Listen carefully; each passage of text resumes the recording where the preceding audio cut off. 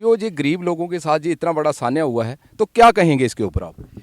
देखिए, आपने खुद ही कहा कि जो गरीब लोगों के साथ ये ज़्यादती हुई है। मैं बार-बार कह रहा हूँ ये ज़्यादती इनके साथ इसलिए हुई क्योंकि ये गरीब नज़र आता है, तो वहाँ पे ये बुलडोज़र लेकर पहुँच जाते हैं और कहते हैं ये हमारी ज़मीन थी।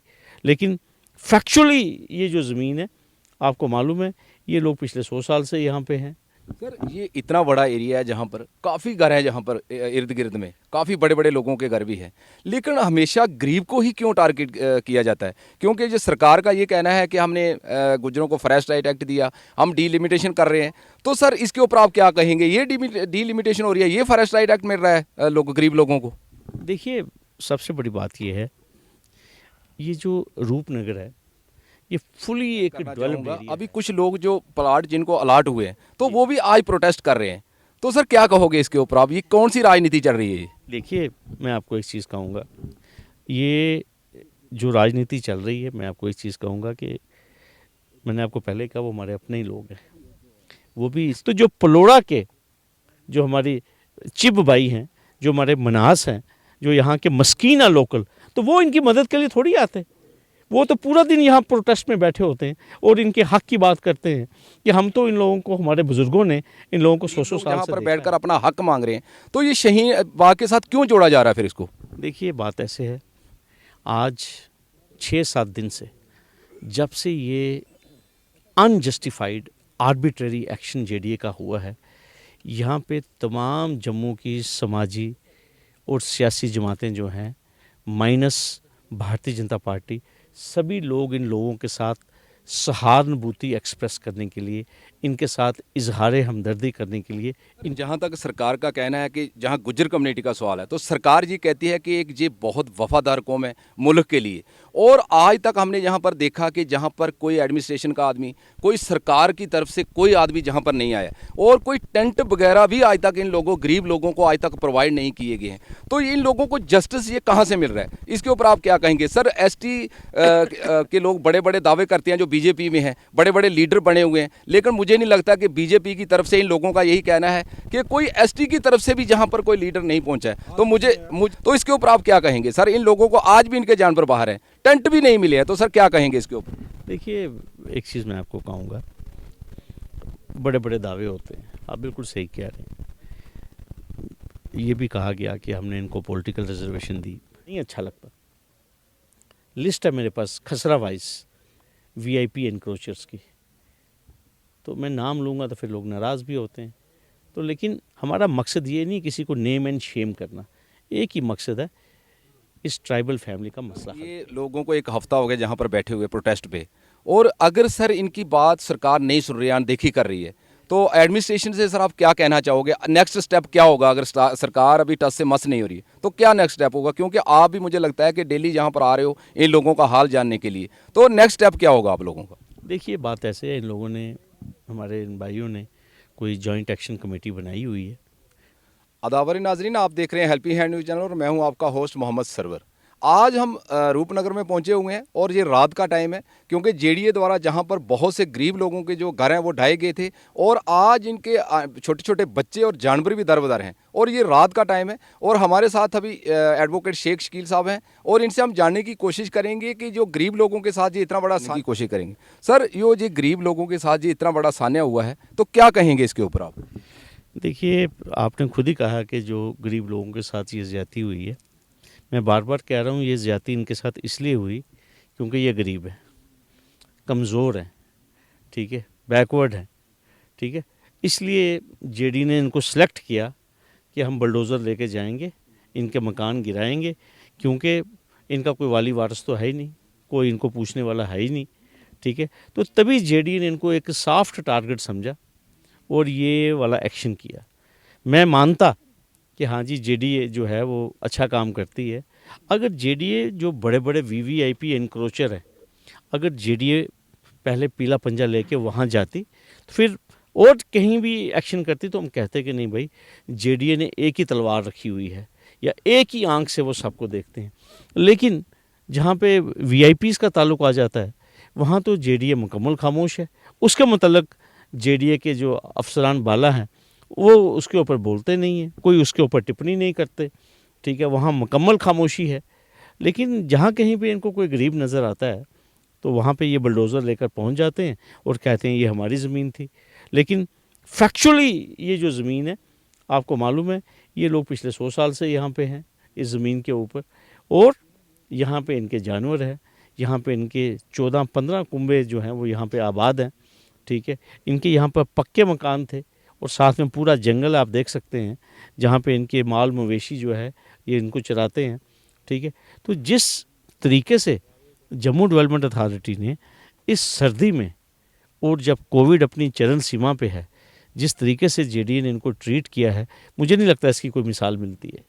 सर ये इतना बड़ा एरिया है जहाँ पर काफ़ी घर हैं, जहाँ पर इर्द गिर्द में काफ़ी बड़े बड़े लोगों के घर भी हैं, लेकिन हमेशा गरीब को ही क्यों टारगेट किया जाता है? क्योंकि जो सरकार का ये कहना है कि हमने गुजरों को फॉरेस्ट राइट एक्ट दिया, हम डीलिमिटेशन कर रहे हैं, तो सर इसके ऊपर आप क्या कहेंगे? ये डीलिमिटेशन हो रही है, ये फॉरेस्ट राइट एक्ट मिल रहा है गरीब लोगों को? देखिए, सबसे बड़ी बात ये है, ये जो रूपनगर है ये फुली एक डेवलप्ड एरिया है जहाँ पे जेडीए की ये रेजिडेंशियल कॉलोनी है।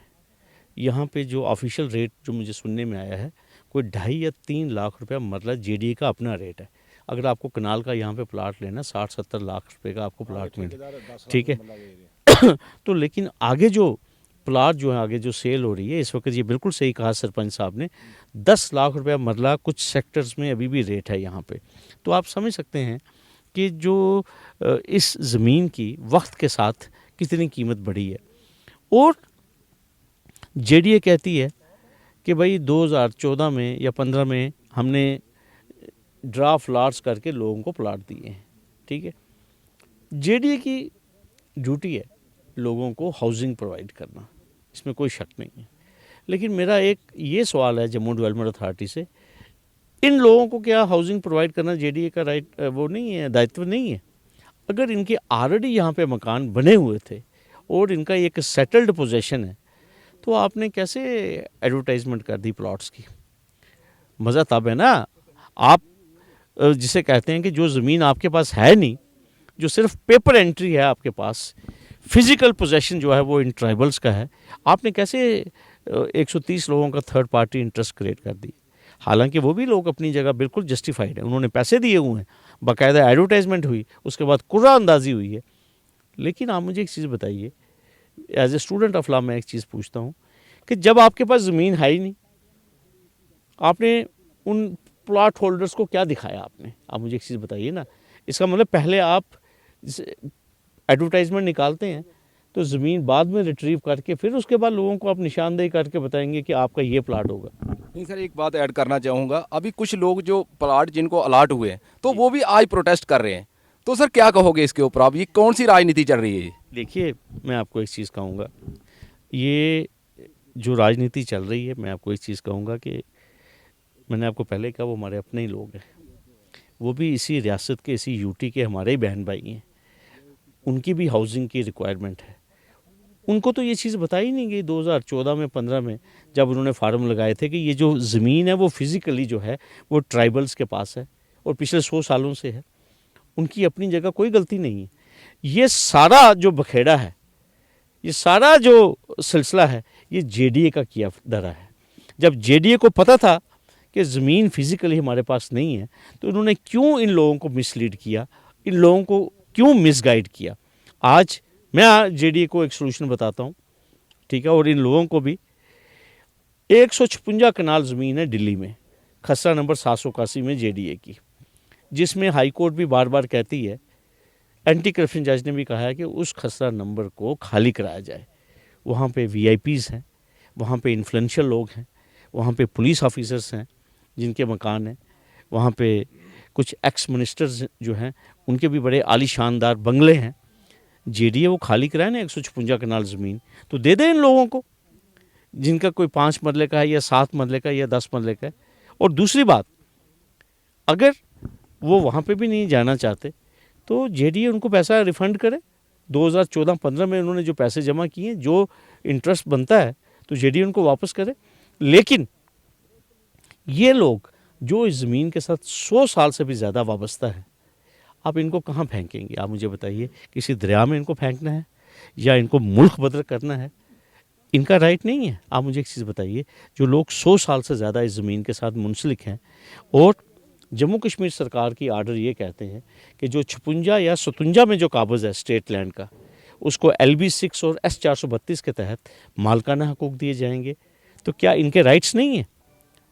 ठीक है, JDA ने तो थर्ड पार्टी इंटरेस्ट क्रिएट करके 2014-15 में लोग खड़े कर दिए हैं जो अभी बोल रहे हैं कि भाई हमारा क्या होगा, हमने पैसे दिए। मैं आपको बार बार कह रहा हूँ, बावाज़े बुलंद कह रहा हूँ, वो लोग अपनी जगह बिल्कुल जस्टिफाइड है, लेकिन उन लोगों के साथ जो इनजस्टिस है वो तो इन ट्राइबल्स ने नहीं किया, वो इन लोगों ने तो इनजस्टिस नहीं किया। उन लोगों ने, ये उनके साथ जो इनजस्टिस हुआ है वो JDA के इनएक्शन की वजह से हुआ है, वो JDA के इलीगल एक्ट की वजह से हुआ है। ये लोग तो कसूरवार नहीं हैं, ये तो बड़े सादा लोग हैं, शरीफ लोग हैं। अगर ये शरीफ नहीं होते, अगर ये लैंड माफिया होता, तो जो पलोड़ा के जो हमारी चिब भाई हैं, जो हमारे मनास हैं, जो यहाँ के मस्कीना लोकल, तो वो इनकी मदद के लिए थोड़ी आते। वो तो पूरा दिन यहाँ प्रोटेस्ट में बैठे होते हैं और इनके हक की बात करते हैं कि हम तो इन लोगों को, हमारे बुज़ुर्गों ने इन लोगों को 100 साल से देखा है। तो आप इनको कैसे कह सकते हैं कि ये लैंड माफिया हैं, ये लैंड ग्रैबर हैं? तो मेरी यही गुजारिश है कि आप इनको क्लब नहीं कर सकते लैंड माफिया के साथ या लैंड ग्रैबर्स के साथ। सर, बहुत से लोगों का ये कहना है कि यहाँ इसको शाहीन बाग का दर्जा दिया जा रहा है, तो ये बात कहाँ तक सच है सर? गरीब लोगों, अगर गरीब लोग जहाँ पर बैठकर अपना हक मांग रहे हैं, तो ये शाहीन बाग के साथ क्यों जोड़ा जा रहा है फिर इसको? देखिए, बात ऐसे है, आज 6-7 दिन से जब से ये अनजस्टिफाइड आर्बिट्रेरी एक्शन JDA का हुआ है, यहाँ पे तमाम जम्मू की समाजी और सियासी जमातें जो हैं, माइनस भारतीय जनता पार्टी, सभी लोग इन लोगों के साथ सहानुभूति एक्सप्रेस करने के लिए, इनके साथ इजहार हमदर्दी करने के लिए इनके पास आए हैं। और जो लोग ये कह रहे हैं कि ये शाहीन बाग बनने जा रहा है या यहाँ पे ये लोग जो हैं सियासत कर रहे हैं, मेरा उन लोगों को सिर्फ मोदबाना ये गुजारिश है कि अगर उनको लग रहा है कि ये शाहीन बाग बनने जा रहा है, तो इमीडिएटली इंतज़ामिया को कहें कि इनके साथ आकर बात करें, इनका मसला हल करें, तो ये टेंट उठा लेंगे। इतनी सर्दी में कोई शौक़ नहीं है किसी को यहाँ खुले आसमान के तले बैठने का।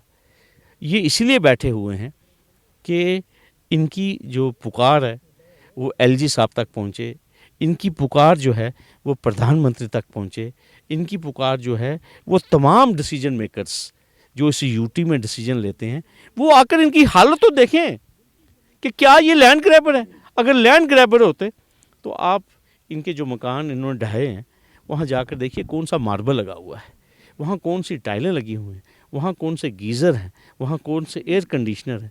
ये बेचारे दूध दही का काम करने वाले लोग। और सबसे बड़ी बात, अगर इनका कोई कमर्शियल एंगल होता तो आप यहाँ पे देखते इन्होंने ये ज़मीन कब की बेच दी होती, यहाँ पर बड़े बड़े फ्लैट बने होते, यहाँ पे लैंड माफिया बैठा होता, यहाँ पे कमर्शियल कम्प्लेक्स खड़ा होता। ज़मीन की वही हालत है, वही पेड़ हैं, वही दरख्त हैं, यहीं पे बकरियां भी चल रही हैं, यहाँ पे इनकी गाय भैंसे हैं। तो आप ये जो माहौल बना है यहाँ पर पिछले 6 दिनों से, डेफिनेटली मुझे मालूम है कि इससे चंद लोगों की परेशानी में इजाफा हुआ है। और इस जो यहाँ पे एक तहरीक, मैं इसे तहरीक ही कहूँगा, जो एक इस JDA के इलीगल एक्शन से जो यहाँ पे एक माहौल बना है, उसको विफल करने के लिए, अवाम को मिसलीड करने के लिए, अवाम को मिसगाइड करने के लिए कोशिश की जा रही है एक डिसइंफॉर्मेशन कैंपेन ताकि की जाए, ताकि ये कहा जाए कि ये धरना जो है ये गलत है, ये अनजस्टिफाइड है। तो मैं यही कहूँगा कि जो लोग कहते हैं कि यहाँ सियासत हो रही है, वो पहले आके इन लोगों की हालत देखें कि इनके साथ जुल्म क्या हुआ है, क्या बर्बरियत इनके साथ हुई है। सर, जहाँ तक सरकार का कहना है कि जहाँ गुज्जर कम्युनिटी का सवाल है, तो सरकार जी कहती है कि एक ये बहुत वफादार कौम है मुल्क के लिए, और आज तक हमने यहाँ पर देखा कि जहाँ पर कोई एडमिनिस्ट्रेशन का आदमी, कोई सरकार की तरफ से कोई आदमी जहाँ पर नहीं आया, और कोई टेंट वगैरह भी आज तक इन लोगों, गरीब लोगों को आज तक प्रोवाइड नहीं किए गए हैं। तो इन लोगों को जस्टिस ये कहाँ से मिल रहा है, इसके ऊपर आप क्या कहेंगे? सर, ST के लोग बड़े बड़े दावे करते हैं जो BJP में हैं, बड़े बड़े लीडर बने हुए हैं, लेकिन मुझे नहीं लगता कि BJP की तरफ से इन लोगों का यही कहना है कि कोई ST की तरफ से भी जहां पर कोई लीडर नहीं पहुंचा है। तो मुझे तो इसके ऊपर आप क्या कहेंगे सर? इन लोगों को आज भी इनके जानवर बाहर हैं, टेंट भी नहीं मिले हैं, तो सर क्या कहेंगे इसके ऊपर? देखिए, एक चीज़ मैं आपको कहूँगा, बड़े बड़े दावे होते हैं, आप बिल्कुल सही कह रहे हैं। ये भी कहा गया कि हमने इनको पॉलिटिकल रिजर्वेशन दी, ये भी कहा गया कि इस हमने फॉरेस्ट राइट एक्ट को लागू किया, ये भी कहा गया कि जनाब इन लोगों को फ्लैट बनाकर देने हैं, ठीक है। वो तमाम लोग जो इतनी बड़ी बड़ी बातें करते हैं और ये कहते हैं कि फर्स्ट टाइम जो है वो मरकज़ी सरकार ने और भारतीय जनता पार्टी ने इस ट्राइबल कम्युनिटी के साथ इंसाफ किया है। आप देखिए, आपने फॉरेस्ट राइट एक्ट लाया, उसके बाद आपने देखा गुजरों की क्या पिटाई हुई शोपियां में, उसके बाद आपने देखा पहलगाम में क्या पिटाई हुई, नेशनल और इंटरनेशनल मीडिया ने उसको कवर किया। फिर उसके बाद आप देखिए रोज़ यहाँ रगूड़ा में क्या हाल होता है, रोज़ यहाँ दवाड़ा में क्या हाल होता है, रोज़ यहाँ बजालता में क्या गुजरों का हाल होता है। एक तरफ से आप कहते हैं कि हमने इनको पॉलिटिकली एम्पावर किया है और दूसरी तरफ से आप इतनी पिटाई कर रहे हैं इस कमज़ोर वर्ग की। ये कोई मिसमैच नहीं लगता आपको? एक तरफ से आप कहते हैं हमने फॉरेस्ट राइट एक्ट लाया है और दूसरी तरफ से आप इनके औरतों के बच्चों के सिर फाड़ रहे हैं, इनको जंगलों से खदेड़ रहे हैं, और दूसरी तरफ आप कहते हैं कि ये लोग जंगलों के मालिक हैं, इन्होंने जंगल को बचा के रखा, और दूसरा आपने हर एक जंगल में तार लगा दी, ठीक है। कब इंसाफ होगा इस कम्युनिटी के साथ? मैं आपको एक चीज़ कहूँगा, वो तमाम लोग, मैं तो कोई सियासी आदमी नहीं हूँ, ना मुझे कोई वोट लेने हैं, लेकिन वो तमाम लोग जो इनके नाम पे सियासत करते हैं, जो इनके अल्टीमेटली वोट लेते हैं, जो इनके लीडर बनते हैं, चाहे वो किसी भी पार्टी में हो, मैं उनसे एक ही चीज़ कहूँगा, अगर उनको लगता है कि इनके साथ जुल्म हुआ है, इनके साथ बर्बरियत हुई है, तो वो यहाँ आकर इस टेंट में बैठें, इनके साथ शाना बशाना इनकी गुहार लगाएं, तब तक जब तक कि एलजी इंतज़ामिया जो है वो अपनी नींद से ना जागे। किसी को शौक़ नहीं है सर, मैं आपको एक चीज़ कहूँगा, जो लोग ये कहते हैं ना कि सियासत हो रही है, किसी को शौक़ नहीं है, इतनी ठंड में से कहते हैं, वो यहाँ पे आके यहाँ पर बैठे और इनकी बात करे, ठीक है। मैं कहता हूँ इंसान का दिल दहक जाता है जिस किस्म के सीन यहाँ पर 11 जनवरी को फिल्माए गए। मुझे लगता है वो पत्थर दिल इंसान होगा जो इसको कहेगा कि ये इनक्रोचर हैं, ये लैंड माफिया है। और आपको पता है, मैं नाम नहीं लेना चाहता बार बार, मुझे नहीं अच्छा लगता, लिस्ट है मेरे पास खसरा वाइज वीआईपी एनक्रोचर्स की, तो मैं नाम लूँगा तो फिर लोग नाराज़ भी होते हैं। तो लेकिन हमारा मकसद ये नहीं किसी को नेम एंड शेम करना, एक ही मकसद है, इस ट्राइबल फैमिली का मसला हल किया जाए। सर ये लोगों को एक हफ्ता हो गया जहाँ पर बैठे हुए प्रोटेस्ट पे, और अगर सर इनकी बात सरकार नहीं सुन रही है, अनदेखी कर रही है, तो एडमिनिस्ट्रेशन से सर आप क्या कहना चाहोगे? नेक्स्ट स्टेप क्या होगा अगर सरकार अभी टस से मस नहीं हो रही है, तो क्या नेक्स्ट स्टेप होगा? क्योंकि आप भी मुझे लगता है कि डेली जहाँ पर आ रहे हो इन लोगों का हाल जानने के लिए, तो नेक्स्ट स्टेप क्या होगा आप लोगों का? देखिए बात ऐसे है, इन लोगों ने, हमारे इन भाइयों ने कोई जॉइंट एक्शन कमेटी बनाई हुई है, ठीक है। तो ज़्यादा से ज़्यादा ये बेचारे, मैंने आपको पहले ही कहा, ये क्या कर सकते हैं, ठीक है, ये गुहार ही लगा सकते हैं। इनका एक डेमोक्रेटिक राइट है प्रोटेस्ट करने का, वो ये प्रोटेस्ट पीसफुली कर रहे हैं, किसी की गाड़ी, किसी का रास्ता इन्होंने रोका, ठीक है। ये लोग सिर्फ बैठकर, इनका एक ही मुद्दा है कि इनके साथ बैठकर इनका जो मसला है वो हल किया जाए। और इनका मसला क्या है कि भाई जो इनकी ये ज़मीन है, जिसके ये काबज़ हैं पिछले 100 साल से ज़्यादा, वो इनको रेगुलराइज़ की जाए। इनका यही मुद्दा है, और ये कुछ नहीं मांग रहे जिसे कहते हैं। इन लोगों का ये कंसर्न नहीं है कि with the passage of time आप इस ज़मीन की कीमत जो है वो 100 करोड़ बन गई है या कोई 200 करोड़ बन गई है। ये लोग इस ज़िंदगी, उनकी ज़िंदगी, इनका फ्यूचर, इनके बच्चों का आगे मुस्तकबिल, वो इस ज़मीन के साथ अटैच है, और ये लोग इमोशनली इस ज़मीन के साथ अटैच्ड हैं। इनका मसला हल किया जाए, इनकी सिर्फ इतनी गुजारिश है। और बाकी मैंने आपको पहले कहा, यहाँ कोई ऐसा नहीं है कि इसको कोई जाकर हमने सड़कों में कोई ट्रैफिक रोकनी है या कोई लॉ एंड ऑर्डर की कोई प्रॉब्लम क्रिएट करनी है, ऐसा कोई मकसद नहीं है। मकसद सिर्फ यही है कि इनको इंसाफ फराहम हो। सर ये काफ़ी लोग सहमे हुए हैं और मुझे लगता है कि काफ़ी मजलूम लोग हैं बेचारे ये, तो इनको क्या मैसेज दोगे आज? इन गरीब लोगों को क्या मैसेज देना चाहते हो? आपकी तरफ से क्या मैसेज रहेगा सर? देखिए मेरा तो यही मैसेज है कि वो सुबह तो कभी आएगी, कोई डरने वाली कोई बात नहीं है। जम्मू कश्मीर सरकार ने ऑलरेडी हाई कोर्ट में रिव्यू पिटीशनें फ़ाइल की हुई हैं रोशनी वाले केस में, जिसमें जम्मू कश्मीर सरकार ने ओपनली कहा है कि भाई हम किसी भी गरीब गुरबा आदमी को तंग नहीं करना चाहते। हम एक पॉलिसी बनाना चाहते हैं जिस पॉलिसी के तहत हम ज़मीनों को रेगुलराइज करेंगे, और ख़ास तौर पर जिनके घर हैं, जिनके पास 10 मरले या 1 कनाल ज़मीन है, हम उनको ज़मीनें रेगुलराइज करेंगे। तो जब जम्मू कश्मीर सरकार का ये स्टैंड है तो ये भी तो 14 फैमिलीज़ हैं यहाँ पर, ये भी तो उस स्टैंड में कवर होते हैं। तो बस यही है कि इनके साथ हमदर्दाना तौर के ऊपर इस मसले को कंसीडर करें, यही हमारी एक दरख्वास्त है। Thank you sir. ये थे हमारे साथ एडवोकेट शेख शकील साहब।